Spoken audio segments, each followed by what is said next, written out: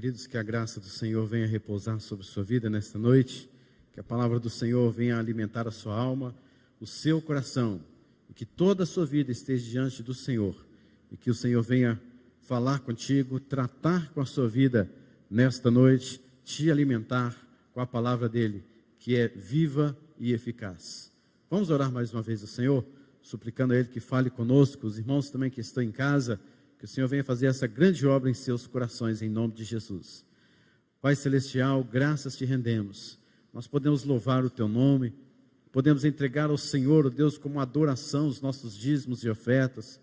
Podemos, ó Deus, erguer as nossas mãos, as nossas vozes e dizer que não há nenhum outro nome pelo qual importa que sejamos salvos, somente Cristo Jesus. Que a voz da criação, ó Deus, está realmente, ó Deus, tudo para a glória do Senhor, e por isso nós pedimos que o Senhor venha falar conosco, o Deus Todo-Poderoso, Criador da minha vida, das nossas vidas e Criador do céu e da terra.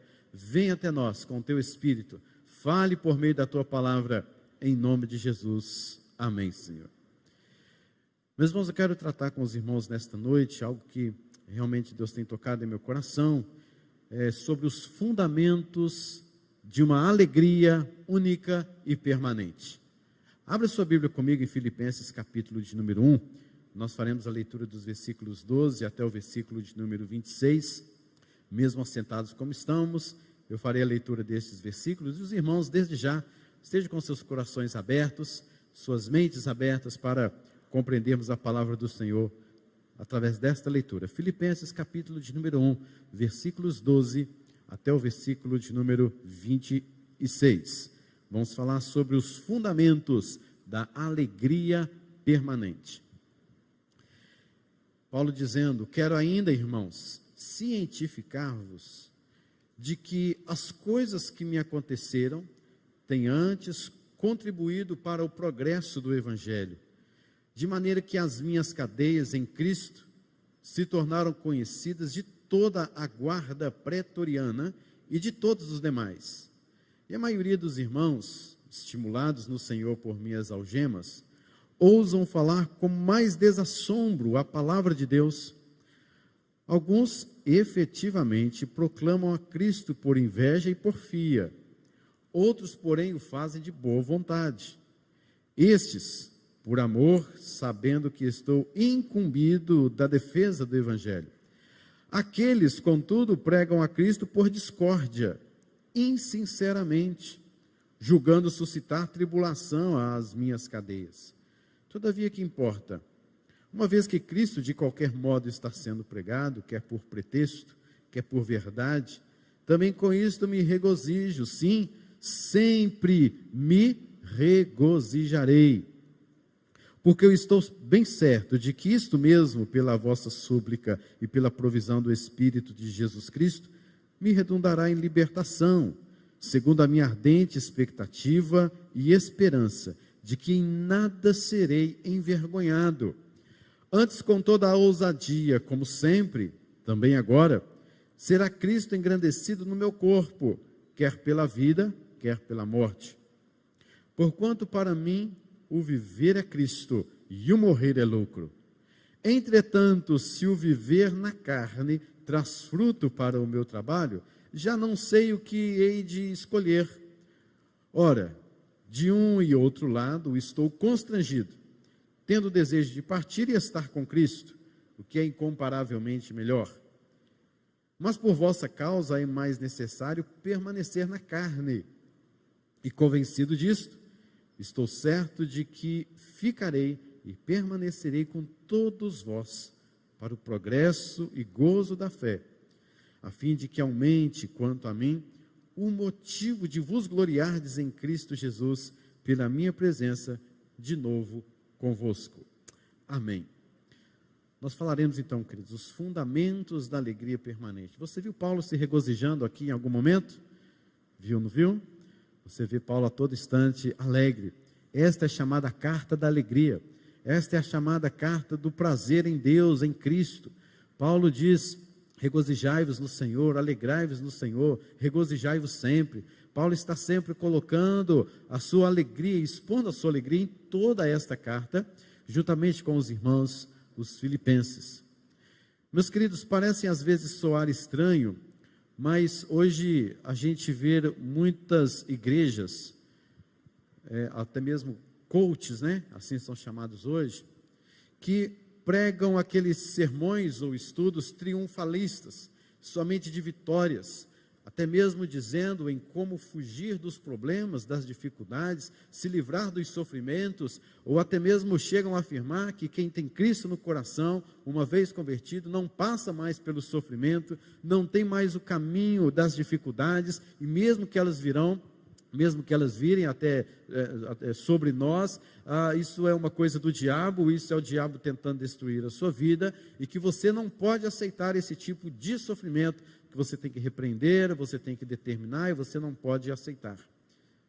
Vimos isso por muitas vezes, não somente nos nossos dias, mas também em dias, nos antepassados, nós também estamos ouvindo esses ensinamentos. Mas parece soar ainda estranho, o que eu vou dizer também, é que o Senhor permite que os seus filhos passem por muitas tribulações. Mas, pastor, é isso mesmo? Sim, é isso mesmo. O nosso Pai, o nosso Senhor, Deus soberano, nos permite, ou permite, que os seus filhos passem por tribulações, por sofrimentos, por tragédias, por dores, por angústias amargas na caminhada nesta vida. Mas qual é o objetivo de Deus em tudo isso? Querido, todo este sofrimento, toda tragédia, dificuldade, seja o que for, Deus tem algo pedagógico.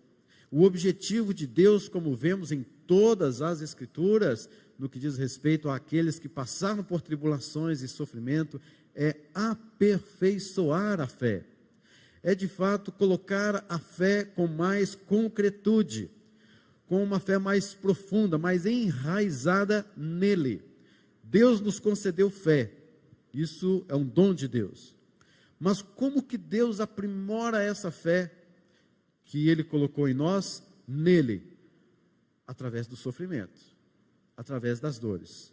Você já percebeu, você que é crente no Senhor, já percebeu como que o sofrimento nos levam de fato a desenvolvermos mais a fé em Deus, de aplicar mais a nossa fé em Deus, de exercitar mais a nossa fé em Deus? Eu fico pensando naqueles que não têm Cristo em seus corações, como é que eles passam pelo sofrimento? Como que eles passam por tragédias? Nós estamos sujeitos a passar por diversos tipos de problemas e dificuldades, como nós podemos ver. Não é porque nós somos crentes, não é porque somos super-homens ou super-humanos e nós não passamos por isso, de maneira nenhuma. Mas eu fico pensando, sabe, como que pessoas conseguem passar por um momento, por exemplo, de luto, um dos mais terríveis momentos da vida, né, daqueles que estão vivos, e ainda assim sem Cristo. Que dificuldade não saber nada sobre a ressurreição dos mortos, não saber nada do consolo de Deus na vida deles, não entender a paz de Cristo que excede a todo entendimento em momentos tais como esses. Queridos, o que nós estamos falando é de uma alegria permanente. E se ela é permanente, isso eu estou querendo afirmar que ela está a todo momento, a todo instante, no meio do sofrimento, no meio de uma dor terrível, no meio de um luto inesperado, no meio de qualquer circunstância da vida. 1 Pedro, capítulo de número 1, versículos 6 e 7, mesmo nos diz: nisso exultais, embora no presente, por breve tempo, se necessário, sejais contristados por várias provações, para que, uma vez confirmado o valor da vossa fé, muito mais preciosa do que o ouro perecível, olha a comparação que Pedro faz, a nossa fé, ela é mais preciosa do que o ouro que é perecível, mesmo apurado por fogo, redunde em louvor, glória e honra na revelação de Jesus Cristo. Que coisa linda essa que Pedro escreveu. Isso nos conforta e leva-nos a pensar cada vez mais como está o estado, qual é o estado estado da nossa fé. Como você tem crescido na sua caminhada cristã por meio de Cristo Jesus. Querido, esta aprovação, quando passamos pela tribulação, redunda em glória, redunda em louvor ao nome do Senhor. É objetivo de Deus, é pedagógico, pois recebemos a aprovação celestial. O Senhor é conosco, a sua graça permanece em momentos de sofrimento, de angústia. Nós não estamos sozinhos. Deus não nos abandona. Ele dá o sofrimento, mas Ele nos dá força tal, de sorte que possamos suportar essas dores e esses sofrimentos. Por isso, Deus trabalha conosco, mas Ele trabalha sempre com a sua graça, agindo em nossas vidas, em nosso coração. Mas veja bem, uma tribulação também pode ser usada pelo diabo. Eu vou dizer como isso. Se você não seguir o caminho do Senhor, se você não entender que Cristo está à frente, se você começar a pensar que é sempre o diabo que está trazendo esses sofrimentos para você, se você começa a dar mais poderes ao diabo, se você começa a vacilar na sua fé, o inimigo ele está atento para que em algum momento ele penetre com alguma dúvida nesse seu sofrimento, no seu coração, ele penetre com alguma angústia tal, que você se sente completamente desarmado e a sua fé, ainda que um dia foi forte, mas naquele instante parece estar fraca, parece não estar fortalecida no Senhor, e Satanás começa a usar este momento, que era de um momento de testes, com o objetivo de amadurecimento, mas na verdade com objetivos perversos e malignos. Por isso nós precisamos, queridos, sempre de fortalecer a nossa fé. O inimigo quer ver você abatido. O inimigo não deseja que você viva esta alegria que Paulo viveu e está vivendo aqui. Ele não quer que você viva essa alegria permanente. E por isso ele sempre vai colocar, principalmente em momentos de sensibilidades, em angústias, tribulações, etc. Ele vai colocar alguma dúvida no seu coração. Ele vai colocar alguma coisa na sua mente para que você passe a negar o nome de Cristo e tentar viver por si mesmo, por conta do seu desespero. O livro de Tiago nos fala, bem-aventurado o homem que suporta com perseverança a provação. Porque depois de ter sido aprovado, ele receberá a coroa da vida, a qual o Senhor prometeu dar aos que o amam. Ninguém ao ser tentado, portanto, diga, sou tentado por Deus, porque Deus não pode ser tentado pelo mal, e Ele mesmo a ninguém tenta. Ao contrário, cada um é tentado pela sua própria cobiça, quando essa o atrai e seduz. Então a cobiça, depois de haver concebido, dá luz ao pecado, e o pecado, uma vez consumado, gera a morte. E é isso que Satanás quer, porque ele é o Senhor, ele é aquele que deseja a morte, é aquele que quer acabar com a sua vida, é ele que quer fazer com que os seus pecados, com que as suas dúvidas e questionamentos acerca da presença de Deus, do poder de Deus, sejam colocadas em dúvidas no seu coração, e assim, ele quer que você, através da sua natureza pecaminosa, da sua depravação total, ele venha, por meio disso, colocar no seu coração que você pode fazer algo, e que Deus não está fazendo nada. Não foi assim que ele fez com Eva? Não foi assim que ele fez com Adão? Colocou dúvida, dizendo, olha, Deus não está nem aí para vocês não, façam isso que é melhor, vocês vão ver o que vai dar. Sempre foi assim na história. Mas, queridos, nós estamos falando de alegria. Nós estamos falando de alegria permanente no Senhor. A tribulação, então, queridos, pode acabar em última instância, de fato, de duas maneiras. Em glória e louvor ao Senhor, ou então em desespero e talvez, quem sabe ainda, até a morte como consequência daquele pecado.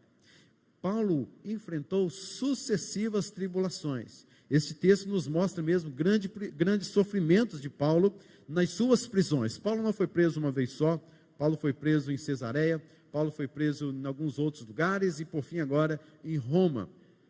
Mas Paulo nunca foi preso por ser um malfeitor, mas por causa da determinação de proclamar o Evangelho de Cristo diante de uma sociedade que não aceitava aquele tipo de pregação, de mensagem, porque se julgavam muito bons, se julgavam em ter prazer naquilo que eles faziam, e então Paulo chega pregando contra a sociedade Paulo chega então pregando contra a idolatria, Paulo chega a pregar contra a religiosidade de um povo, e então este povo não aceita isso, e Paulo está ali sempre sendo jogado para um lado, jogado para o outro, acusado de uma coisa, acusado de outra, até que ele apela para César e vai parar lá em Roma. E foi a justiça injusta, como diz alguns comentaristas, a justiça injusta do Império Romano, do governo romano, que maltratou Paulo, que acabou com a sua vida no ano 64, possivelmente decapitado. Mas Paulo, você vê que ele nunca reclamou. Paulo nunca murmurou destas suas dificuldades. Pelo contrário, Filipenses capítulo 4, versículo de número 11, nos diz assim: digo isso não por causa da pobreza, porque aprendi a viver contente em toda e qualquer situação. Olha que homem!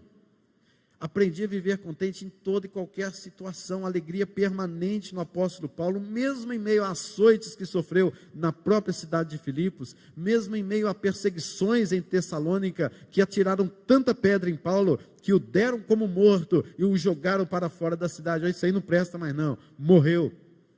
E Paulo foi, de uma certa forma, de uma certa maneira, Paulo até mesmo ressuscitou ali. Não que ele havia morrido de fato, mas diante daquelas circunstâncias ali, poderíamos dizer: olha, você ressuscitou, teve uma nova vida, porque ele foi apedrejado e jogado do lado de fora dos muros de Tessalônica, e por aí se vai, queridos, naufrágios, tribulações, foi picado por uma cobra, por uma serpente, foi curado, e esse homem, ele ainda continua dizendo: eu sou feliz no Senhor, regozijai-vos sempre, eu aprendi a viver contente em toda e qualquer situação. Por enquanto, Paulo não sabia o que iria acontecer com ele, mas havia chance de ele ser liberto, vamos imaginar isso. Quem sabe haveria chance dele ser liberto, mas também havia um grande risco de que isso não acontecesse, e ele então fosse condenado em Roma. Esta carta, Paulo a escreveu quando ele estava preso em Roma. Paulo ficou 2 anos preso em prisão domiciliar, alugado, uma casa alugada por ele mesmo. Ali ele recebia alguns irmãos, recebia alguns donativos, e pelo menos 4 cartas foram escritas ali nesta casa onde Paulo estava então preso. Mas o fato, queridos, é que se ele fosse condenado, se houvesse condenação agora, a qual ele estava aguardando há 2 anos, ele seria decapitado, não tinha outra condenação, não tinha outra coisa. Antes de estar em Roma preso, ele também foi preso em Jerusalém e em outros lugares mais, e ele sempre agora queria pregar pela última vez para o povo. Mas vejamos aqui um possível pensamento de Paulo. Paulo, que era romano, era de Tarso, ele tinha desde o seu nascimento possivelmente a prerrogativa de ser um cidadão romano. E agora vamos ver assim, o que Paulo poderia pensar. Ele poderia pensar assim: olha, eu vou para Roma. Por isso que ele apelou para César, porque ele estava sendo julgado em instâncias inferiores. Então ele apela: agora eu quero só lá em Roma, agora que eu quero ser julgado de tudo isso. Eu vou para Roma, lá eles vão me libertar, pois o que eu estou sofrendo é uma acusação interna de religião, baseado na religiosidade do judaísmo. Quando algum cônsul então pegar o meu processo e ver que vai ser essa situação toda aí, essa minha acusação, ele vai ver que está no fato de quebrar leis judaicas, segundo o que os judeus estavam falando, o que não era verdade. Mas ele vai ver isso e possivelmente vai me libertar. Só, queridos, que não é isso que acontece. Paulo vai para Roma, possivelmente poderia pensar desta forma, mas quando ele chega em Roma, um grupo de judeus em Roma levanta uma segunda acusação contra Paulo. Por quê, queridos? Porque Paulo estava, na verdade, querendo, ou estava pregando ali, algumas coisas que iam contra a religião judaica, segundo os próprios judeus. Eles não aceitavam isso. Paulo também pregava para alguém lá em Roma, para algumas pessoas em Roma, e os religiosos da cidade também, que souberam que ele estava preso, ouviram que Paulo estava pregando que Jesus era rei, que ele pregava contra costumes romanos, que toda a religiosidade romana se baseava na adoração de deuses, templos, imagens, nichos, e Paulo pregava contra tudo isso.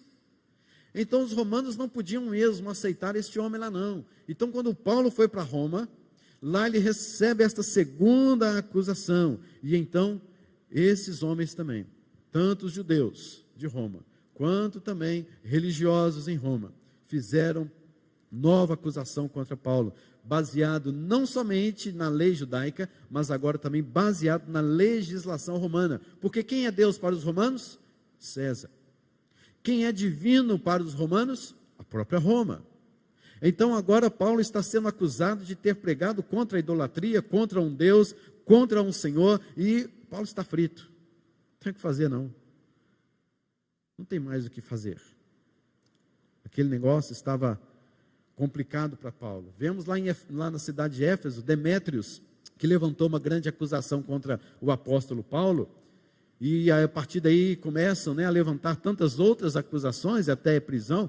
Demétrios era um homem que trabalhava como um ourives, ele fabricava nichos da deusa Diana. Então ele toma a frente de um tumulto que ele provocou na cidade de Éfeso para ir contra os missionários, para ir contra Paulo, porque ele era ourives, havia ali um interesse total de que aquela pregação de Paulo, dizendo que só Jesus é o Senhor, só Jesus é rei, não poderia prevalecer em Éfeso, porque esse homem iria tomar prejuízo, e de fato muitos efésios se converteram ao Senhor, é tanto que se formou uma igreja. Paulo escreve também aos Efésios. Queridos, Paulo vem preso da Judéia com a acusação de que dentro da religiosidade judaica e também lá em Roma, tendo surgido essa segunda acusação, que tem a ver com a religiosidade romana, ele vai então, apela para César e as coisas começam a piorar ainda mais para Paulo. E você percebe que Paulo então tem motivos de sobra para ficar triste, não somente as acusações, por causa das acusações, mas se você ler 2 Timóteo, você vai ver ali que Paulo também escreveu 2 Timóteo dentro desta mesma prisão, foi a última carta de Paulo. 2 Timóteo é uma carta de despedida da vida, do ministério e da sua vida aqui na terra, e você vai perceber que Paulo faz um relatório dizendo, olha, todos me abandonaram, exceto Lucas. Lucas é um médico amado, exceto Lucas. E ele começa a falar, a dar nomes aos bois, dizendo, Fligelo, Hermógenes, eles me abandonaram. Teve gente que me abençoou, mas não está aqui mais comigo. Mas Paulo, em momento nenhum, chama alguém desses e fala assim, vem até Roma, me ajuda, dê um depoimento em meu favor para que eu seja liberto.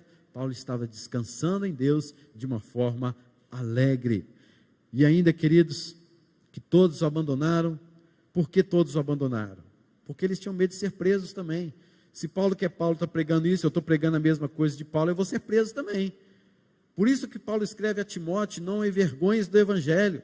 Timóteo, todo trabalhador tem que estar pronto para o trabalho na seara do Senhor, como um grande trabalhador, como um ceifeiro do Senhor, como um soldado do Senhor. Anime-se no Senhor, não se envergonhe do evangelho, permaneça naquilo que você aprendeu, tenha vergonha não. Fica firme na palavra no Senhor, mesmo que ainda há de ser preso, mas fique firme na palavra do Senhor. Até porque Roma poderia, no momento em que pegasse o apóstolo Paulo, podia falar assim, quem são seus comparsas? Com quem você esteve? Quem está por trás de você aí? Ele ia começar a falar, tinha que falar de Timóteo, tinha que falar de Lucas, ele tinha que falar de Hermógenes, tinha que falar de Epafrodito, e aí seria um amontoado de gente, de irmãos que seriam presos também. E Paulo permanece descansando no Senhor. E Paulo então se comunica com a igreja de Filipos. Poderiam ter imaginado que Paulo falaria sobre sofrimento. Quando eles abriram a carta, aqui deve ter lágrimas e mais lágrimas, aqui deve ter choro do apóstolo Paulo, aqui deve ter reclamações dele, aqui deve ser uma carta assim, completamente desmotivadora, triste, porque as perspectivas eram de que as portas estavam sendo fechadas, tudo estava acabado, tudo estava trancafiado, e agora quem vai pregar este evangelho? Paulo estava preso, não tem mais ninguém para pregar o evangelho.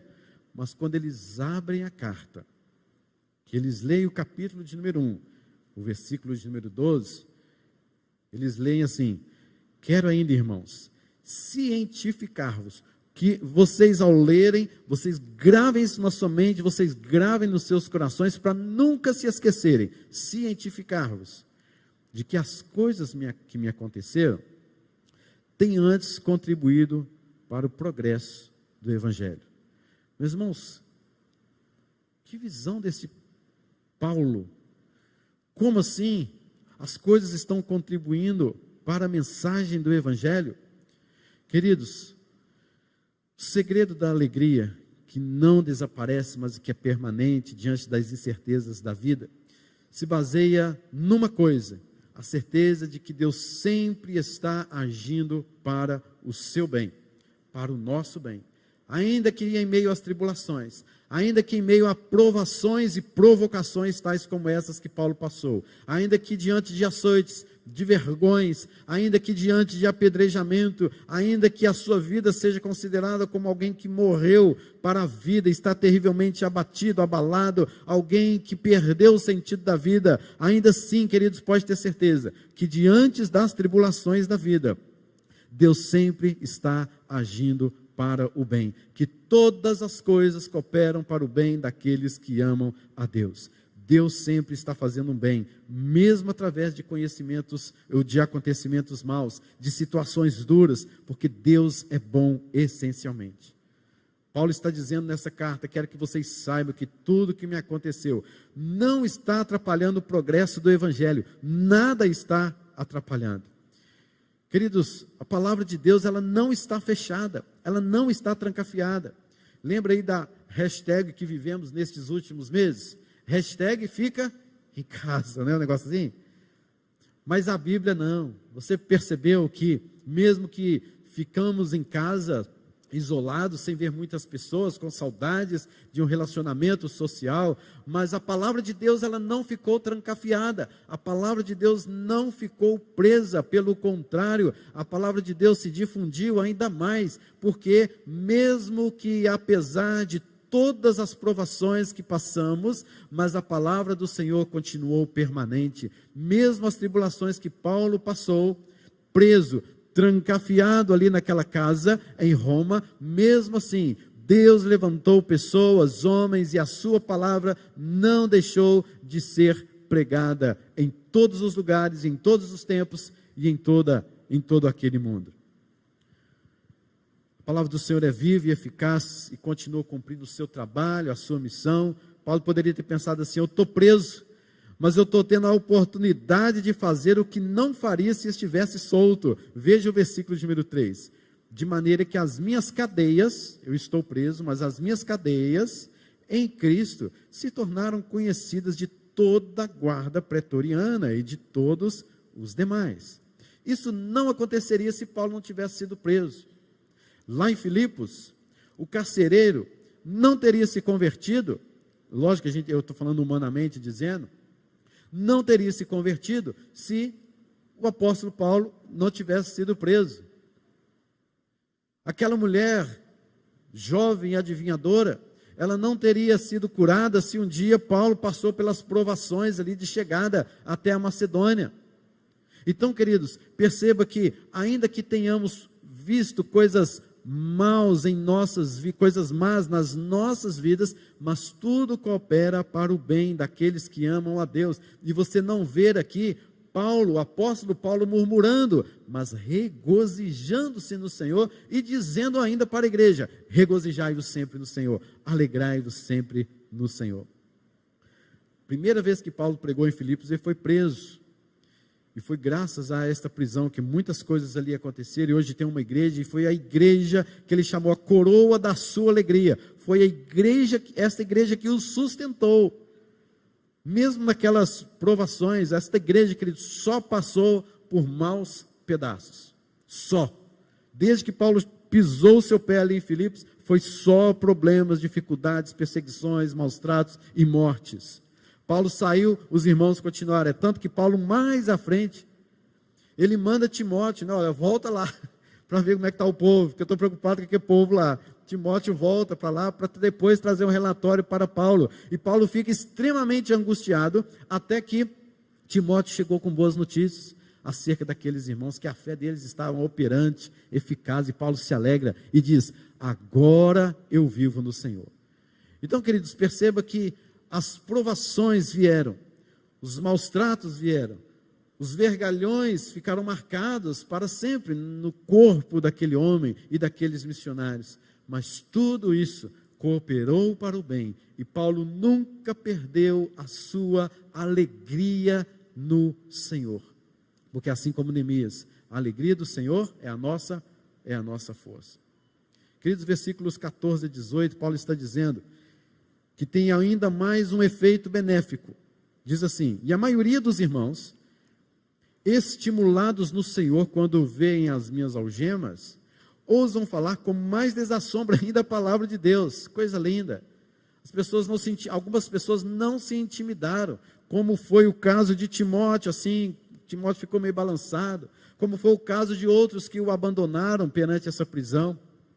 Mas Paulo, ele está dizendo que alguns irmãos foram estimulados no Senhor, devido às minhas algemas, em falar ainda mais abertamente a palavra do Senhor.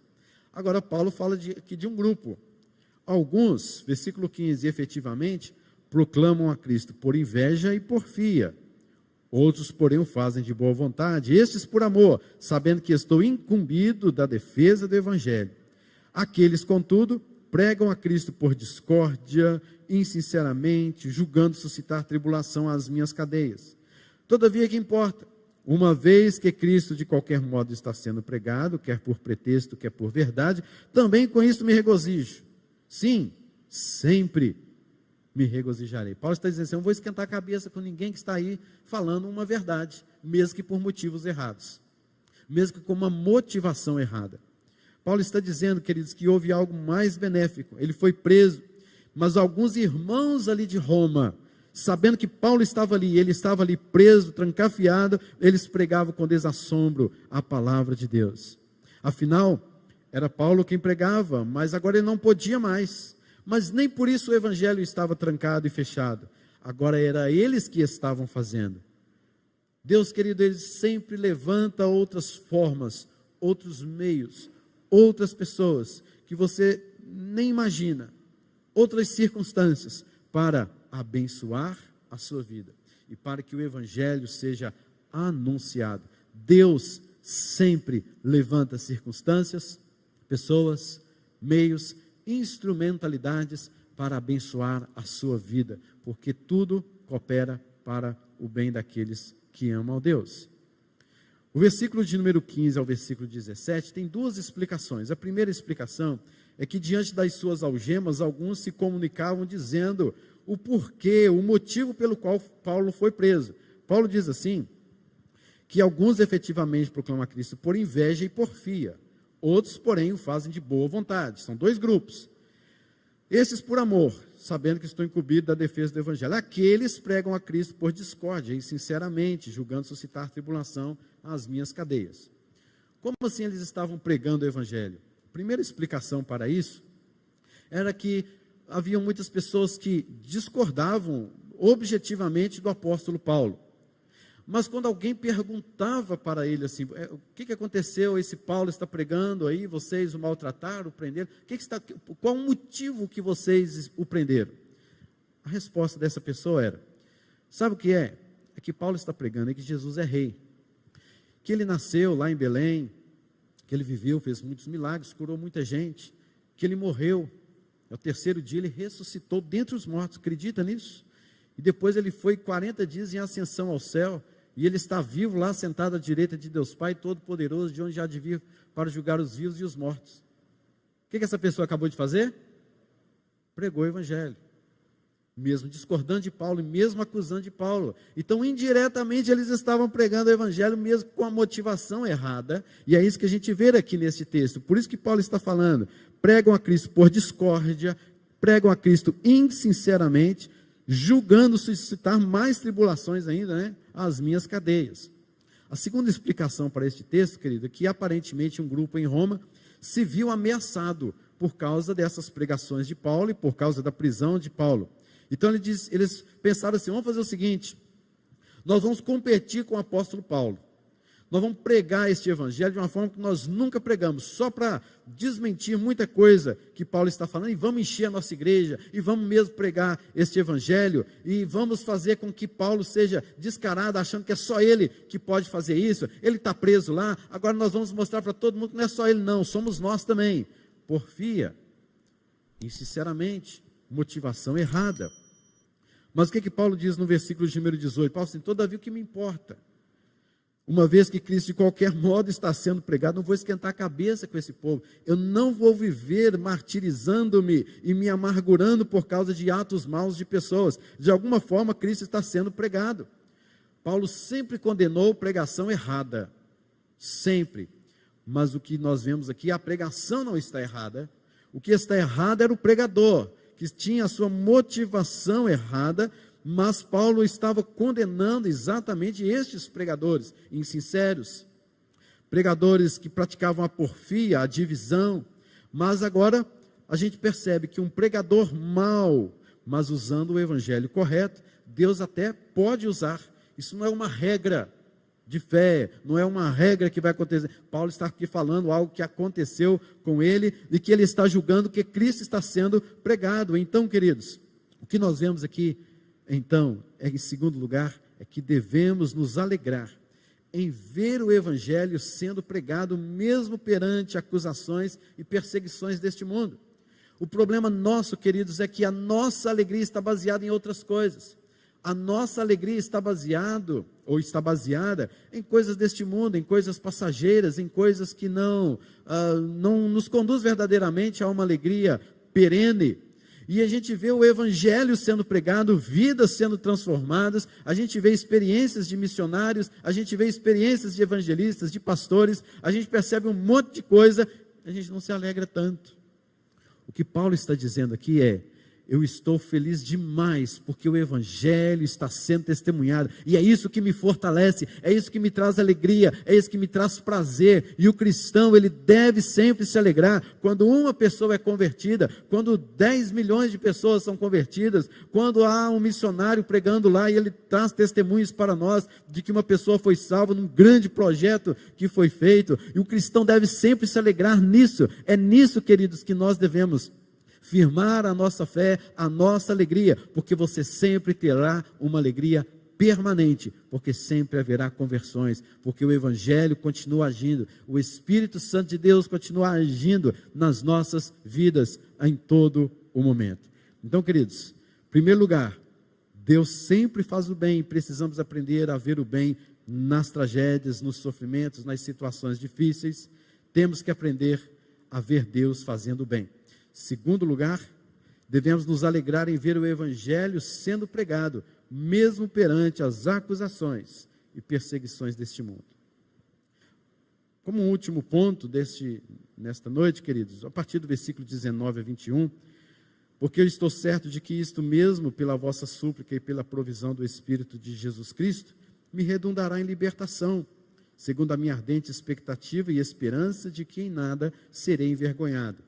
Antes, com toda a ousadia, como sempre, também agora será Cristo engrandecido no meu corpo, quer pela vida, quer pela morte, porquanto para mim o viver é Cristo e o morrer é lucro. Meus irmãos, Paulo está colocando o que é central em termos de alegria verdadeira. Não são, percebam, não são as circunstâncias da vida que definem a nossa alegria baseada em Cristo. O que define a nossa alegria é Cristo, e tem que ser Cristo, tem que ser a sua obra, tem que ser o que Ele faz sobre as nossas vidas, nas nossas vidas, deve estar baseado naquilo que Ele se revelou a nós, e nós exercitamos a nossa fé em Cristo, exercitamos a nossa fé em Jesus Cristo, e isso deve ser a base fundamental e permanente da nossa alegria, não as circunstâncias, porque nós somos movidos assim, né? As circunstâncias da vida. Acontece uma coisa, a gente fica alegre. Aí que a alegria vai diminuindo, você vai esquecendo. Tá? Aí depois vem outra coisa nova, você é alegre de novo, não é assim? Você fica feliz. Aí depois passa um tempo, você está ali triste, fala assim: gente, eu estou precisando de ir ao shopping comprar alguma coisa, porque estou precisando ter alegria. Aí eu vou ter uns trocadinhos, que tem uns 10 reais aqui, eu vou gastar em alguma, nem se for um sorvetinho lá no shopping. Eu vou lá porque eu preciso comprar alguma coisa, preciso me alegrar com alguma coisa. A gente faz isso. Às vezes você se alegra em coisas aí, olha, fiz um negócio, deu certo, beleza, se alegrou, mas depois enjoou, acabou, passou, ninguém se lembra mais, né? Porque a nossa alegria, a maioria das vezes, está baseada em circunstâncias, mas a nossa alegria deve estar baseada em Cristo. Sou alegre por causa de Cristo e porque estou em Cristo. Você se alegra com isso, queridos? Você já se alegrou em Cristo Jesus? Você ao acordar pela manhã, você bendizer o nome do Senhor e dizer: Senhor, obrigado, porque eu estou em Cristo Jesus. Não importando a situação pela qual você esteja passando, mas se alegrando em Deus. Essa alegria, queridos, não é uma alegria tola, eufórica, passageira, mas ela tem propósito. O propósito da nossa alegria é que Cristo seja engrandecido através da minha vida, na minha vida, eu vivendo ou eu morrendo. Até mesmo na hora da nossa morte, Cristo será engrandecido. Se alguns dias o procônsul julgasse a causa de Paulo e visse que eram fracas aquelas acusações, possivelmente eles poderiam libertar o apóstolo Paulo. Paulo sairia, continuaria alegre em Cristo, pregando o evangelho, pois alguma coisa ali foi muito bem para o apóstolo Paulo. Mas perceba que as coisas foram exatamente opostas, proporcionalmente opostas. Paulo não usou em momento nenhum argumentos falsos, Paulo não negou a Cristo Jesus, não negociou seus valores para obter a sua libertação, ele não pressionou ninguém para ali pregar ou falar ou testemunhar para ele. Queridos, o que vemos aqui é que Paulo está dizendo: para mim o viver é Cristo, para mim o morrer é lucro. Paulo está colocando, queridos, Cristo Jesus no centro da sua vida. Se ele fosse liberto, ele engrandeceria o nome do Senhor e se alegraria no Senhor. Como ele continuou preso, você percebe muito bem que ele está e continua se alegrando no Senhor e sempre, regozijando-se sempre no Senhor. É melhor, na visão de Paulo, morrer com honra do que viver com vergonha. Melhor é ser morto para não negar os valores e princípios do Evangelho de Jesus, que usar recursos para sair da cadeia, ter que viver por o resto da vida envergonhado do Evangelho de Cristo. O coração de Paulo, o coração alegre de Paulo, era engrandecer a Cristo, era a sua missão. Queridos, quero encerrar aqui neste ponto, então, dizendo que a alegria permanente do cristão tem que ser na base do engrandecimento do nome do Senhor Jesus Cristo. Quando você tem a sua vida voltada para o engrandecimento do Senhor Jesus, quando você tem a sua vida voltada para a honra, o louvor, a glória do nome do Senhor, você com certeza sempre se alegrará, porque se as coisas estão bem na sua vida, você se alegra em Jesus. Se as coisas estão ruins na sua vida, você se alegra em Jesus, porque há uma alegria perene em Cristo Jesus, e é isso que Paulo está falando. Sempre me regozijo, sempre me regozijarei, porque a sua vida está no Senhor Jesus Cristo. Queridos, que nós possamos cada vez mais lembrar-nos sempre de que Deus sempre faz o bem em momentos trágicos, de tribulações, de sofrimentos nas nossas vidas. Temos que aprender a ver Deus fazendo o bem nesses momentos. Precisamos, queridos, nos alegrar em ver o Evangelho sendo pregado, mesmo diante das perseguições deste mundo, e saber que o Evangelho está sendo anunciado. Esta é a alegria do cristão.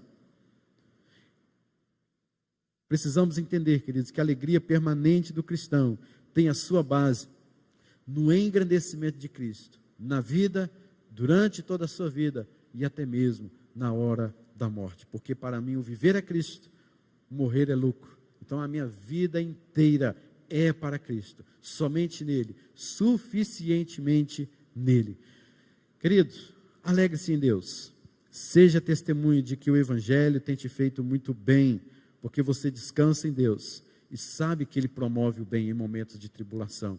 Alegre-se em ver aquilo que te salvou um dia, o Evangelho, que isso traz segurança, traz paz, traz descanso, traz salvação, que o Evangelho está sendo assim pregado em todos os lugares, aquilo que um dia te alcançou, que hoje é a base da sua alegria, da sua vida ser transformada, isso está sendo levado ao mundo inteiro, para que outras vidas assim também sejam transformadas, como foi a sua. Sejam atalaia deste Evangelho. Alegre-se no fato de que Cristo está sendo engrandecido em sua vida, em todas as áreas de sua vida, apesar do que esteja acontecendo. Que o Senhor nos abençoe, que você possa sempre se lembrar disso. Viver é Cristo e o morrer é lucro. Amém, queridos? Que Deus nos abençoe com essa palavra, em nome de Jesus. Quero orar por você nesse instante. Senhor, obrigado pela tua palavra que é viva, é eficaz. Quando podemos, ó Deus, ver a vida do apóstolo Paulo, um homem que sofreu tanto, mas a gente vê que era um homem que se alegrava no Senhor, alegria permanente no Senhor, em diversos momentos terríveis pelos quais este homem passou, mas ele continuava firmado em Ti, talvez com angústia no coração, ou amarguras, talvez, ó Deus, com ansiedades, mas ele cria no Senhor, e descansava, sabia descansar em Ti. Ele se alegrava ao ver o Teu Evangelho sendo pregado. Senhor querido, faça, Deus, com que nós possamos abrir os nossos olhos e ver, Deus, o Evangelho do Senhor sendo propagado neste mundo e nos alegrarmos, porque grandes coisas o Senhor tem feito no nosso meio e também em outros lugares, nos confins da terra. Faça, Deus, com que todas as áreas da nossa vida engrandeçam o nome do Senhor, para que possamos viver para Cristo, possamos viver por Cristo, possamos viver em Cristo, de uma maneira tal, que Ele sempre seja glorificado, até mesmo na hora da morte. Nós louvamos o Teu nome, abençoe o Teu povo com a Tua alegria, com a Tua doce e sublime paz. É o que nós precisamos de Ti, nesta noite, em nome de Jesus. Amém, Senhor. Amém, queridos. Deus os abençoe, em nome de Jesus.